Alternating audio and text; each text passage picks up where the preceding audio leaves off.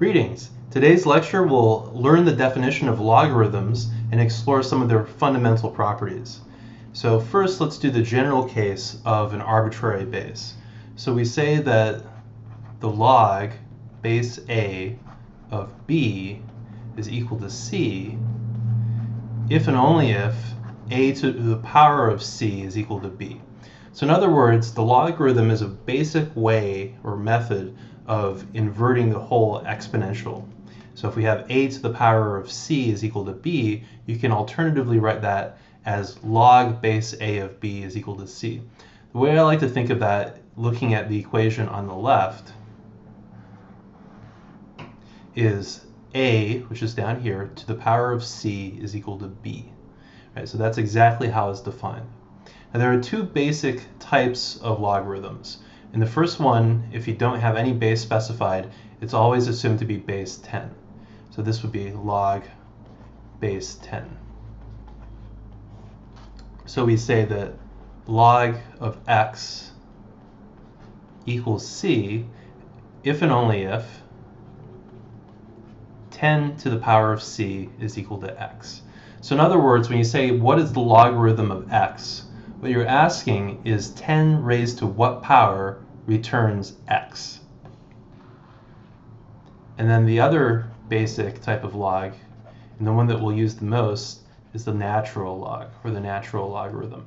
In the natural logarithm, instead of using the symbol log, we say ln. So ln of x equals c if and only if e to the power of c is equal to x. Yes, this is the Euler's number e, the same number we saw in the last module on exponential growth. So ln of x equals c means that e raised to the cth power is equal to x. So what the log does is it basically captures the order of magnitude of a number. So let's look at log base 10, and let's look at some examples. So the log of 10 is equal to what? So ask yourself, 10 raised to what power equals 10? Well, 10 raised to the first power is equal to 10, so therefore log of 10 is equal to 1. See how it works? Let's do it again. So log of 100. Okay, now the question is 10 raised to what power is equal to 100? Well, 10 squared is equal to 100, so therefore the log of 100 is just equal to 2. And then it continues in this fashion. So the log of 1000 would equal 3, because 10 raised to the third power is equal to 1000. Log of 10,000 is equal to 4, because 10 to the fourth power is equal to 10,000. Log of 100,000 is equal to 5.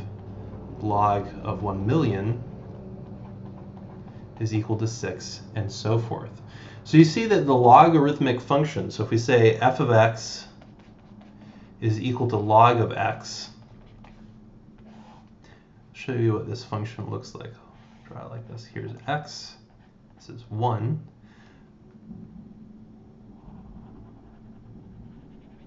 So it's a function that goes up like this. But then it grows slower and slower and slower and slower and slower.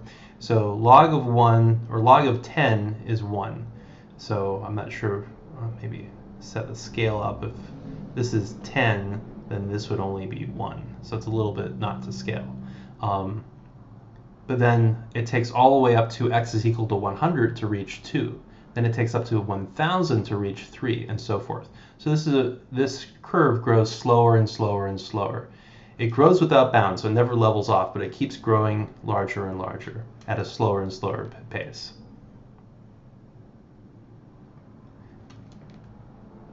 The natural logarithm looks the same, except the scaling is going to be a little bit different, but you have the same thing where it passes through the x-axis at x is equal to 1, and it drops to negative infinity this way, then it increases slower and slower. So ln of x looks very, very similar.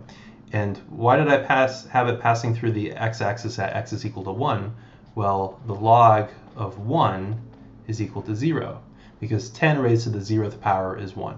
In fact, the ln of 1 is also equal to 0, because e to the 0 is also equal to 1.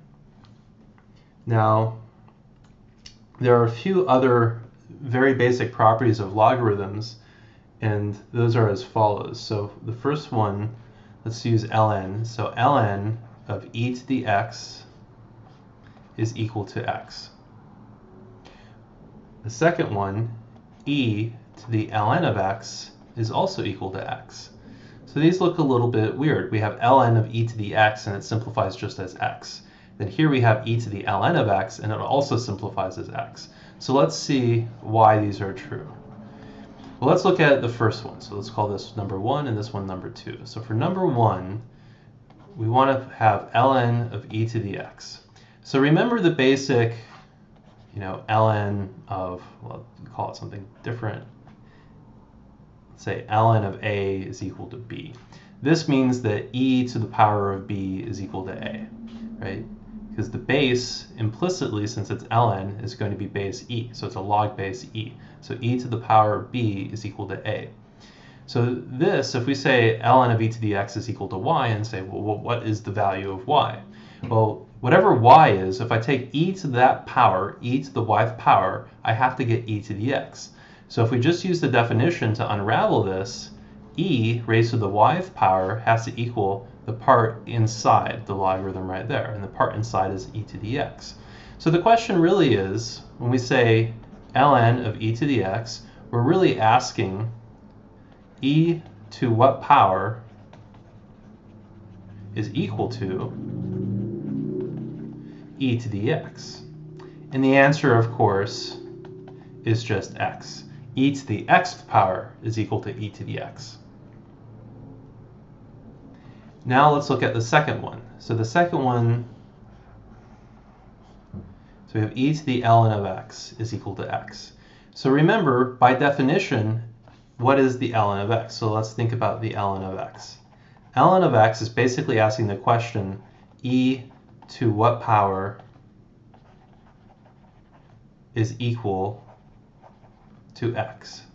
E to what power equals x, right? Because we say e to what is equal to x. By definition, that's the ln of x. Well, if I take whatever the answer is, if I take e to that power, I should get x by definition. So that's why the ln of e to the x is just x, and e to the ln of x is also just x. So basically, the exponential function e to the x and the logarithmic function, the natural logarithmic function ln of x, undo each other. If you apply e to the x and then take the ln, you're back to x. Conversely, if you do ln of x first and then take e to that power, you're also back to x. Similar rules apply for log base 10. So the log of 10 to the x is also just x, and 10 to the log of x is also just equal to x as well. And those two identities follow for the exact same reason as these two over here.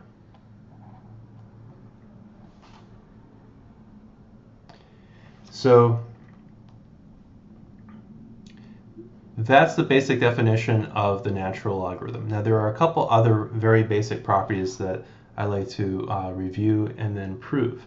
So the first one is ln of a to the x is equal to x ln of a. The second one is ln of a times b is equal to the ln of a plus the ln of b. And then the same two properties hold if you replace ln with log, and the proofs are exactly the same. And then the third one, so this is an easy one because it kind of follows from the first two, is the ln of a divided by b is equal to the ln of a minus the ln of b. And the last one is a general one that says, well, log base a of b is equal to the ln of b divided by the ln of a. So if I want to take log base 2 of something, you might notice that there's not a log base 2 on your calculator. However, using this final property, property number 4, you can compute the logarithm of any number with any base by just taking the log of the number, so log of b, and then divide it by the log of the base, log of a. Let's just see if that works. So let's just do a quick example of this, so of number 4, because that's kind of interesting. Well, if we say log base 2 of 8, well, the answer should be 3. Why is that? Because 2 to the power 3 is equal to 8. So I know that the answer is 3. So, but does this rule up here work? Well, let's try the rule. Log base 2 of 8, if this rule is correct, should equal the natural log of 8 divided by the natural log of 2. Well, let's check that. Log base 2 of 8 equals ln of 8 over ln of 2. So I have my handy TI 36X solar calculator. 8 ln, so that's the ln of 8, and the ln of 8 is 2.079441542. Store that in memory. Now let's do the ln of 2. So 2 ln, I know it's 0.069 something, and I am correct. I've seen that number before. 0.693147181. Store that in memory number 2. So now let's divide the 2. ln of 8 divided by ln of 2 is equal to the number 3. So it works. But by writing out how crazy these numbers are, ln of 8 and ln of 2, you can appreciate it's a little bit, wow, that's a pretty neat result. Okay, so let's go back and prove these 4 basic properties. So the first one says ln of a to the x is equal to x times the ln of a. So that's rule number 1, and here's the proof. Okay, so we want to determine what ln of a to the x is. So let's give it a name. Let's just call it y. Now we'll unravel this statement. We don't know what y is, and we want to show that y is equal to x times the ln of a. So we're going to unravel this statement using the definition of the natural log, which is, right, because if we don't know anything about logarithms or how to use them, we have to go back and treat them as exponentials. Right? They're two sides of the same coin, logarithms and exponentials. So this means that e to the power y is equal to a to the x. Definition of the natural log. Okay, so can we do anything with this? Well, let's get a by itself. So how do we do that? Well, we raise both sides to the power of 1 over x. So e to the y to the power of 1 over x is equal to a to the x to the power of 1 over x. Did the same thing to both sides. And when I have two exponents like this, they multiply. So e to the y over x is equal to a to the x over x. And a to the x over x is just equal to a. So we have e to the y over x is equal to a. Now let's use the definition of the logarithm again. And what this says, e to this is equal to a. So the ln of a has to equal y over x. Therefore, it follows that y is equal to the x times the ln of a. But when we started this, y was equal to the ln of a to the x. Therefore, ln of a to the x has to equal x times the ln of a. Voila. The second property of logarithms. The second one was the ln of ab plus equals.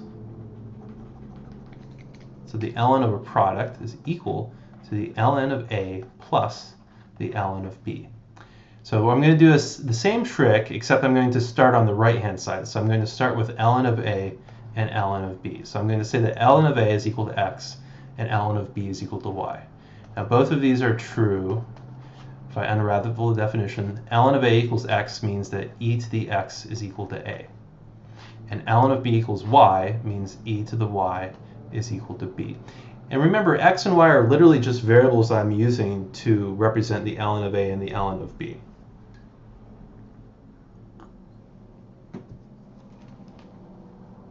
So these two that I started with, and this is literally my definition for x and y, give me these two. Okay, so I want to get to a times b. Well, a times b is therefore e to the x times e to the y, which is equal to e to the x plus y. Aha! So ab is equal to e to the x plus y. Well, that means that the ln of ab is equal to x plus y. But x and y, I already know what they are. They're the ln of a and the ln of b. So therefore, the ln of ab is equal to the ln of a plus the ln of b. And that's statement number 2. Statement number 3 says that the ln of a divided by b is equal to the ln of a minus the ln of b. Okay, so let's see the proof. Well, ln of a divided by b, so this one we can just use the rules that we've already proven. So this is equal to ln of a times b to the minus 1, right? Because a divided by b is equal to a times the inverse of b. Okay, so now let's use rule number, I think it was rule number 2, yeah, the previous rule, which says that the ln of a product is equal to the product of the ln. So the ln of a plus the ln of b inverse is equal to the ln of ab inverse. Now let's use rule number 1. So when I have ln of b to the x, it's the same as x ln of b.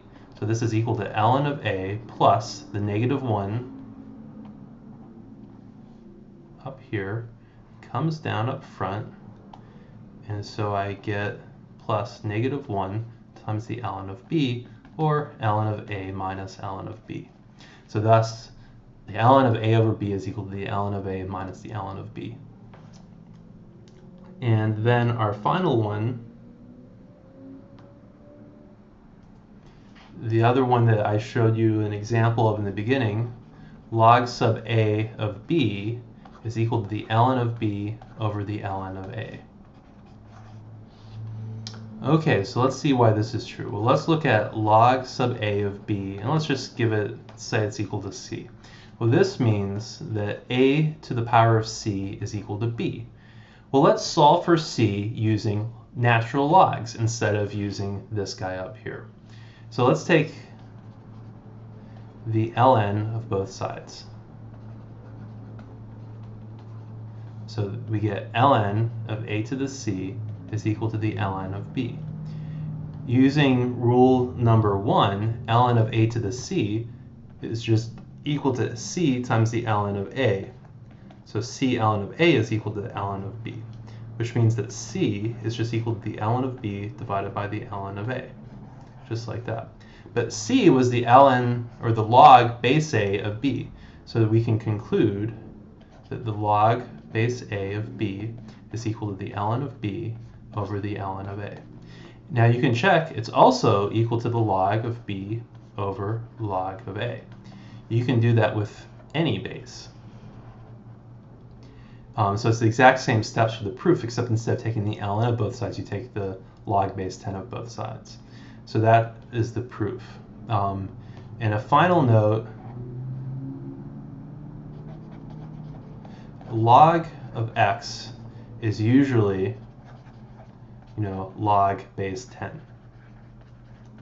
However, in some older texts, and sometimes in computer programs,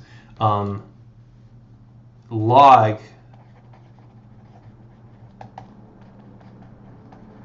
means the natural logarithm.